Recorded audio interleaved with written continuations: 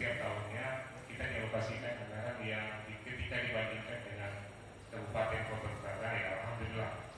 Artinya skala prioritas untuk perhatian populasi olahraga bukan hanya di event kepentingan daerah, waktu koran seperti itu, nanti ada setiap tahun stabil angkanya juga lebih itu untuk kepentingan pembinaan cabang olahraga. Justru kita sudah agendakan di tahun ini 4 kali konika Kota Langsa yang melibatkan yang inti dari konika kemarin itu minimal 5 kabupaten kota.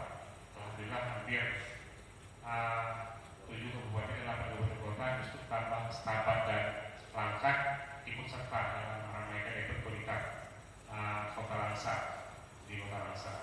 Ya alhamdulillah, semoga kegiatan ini bisa berlanjut atau di kota dan di PRK untuk kepentingan pembinaan prestasi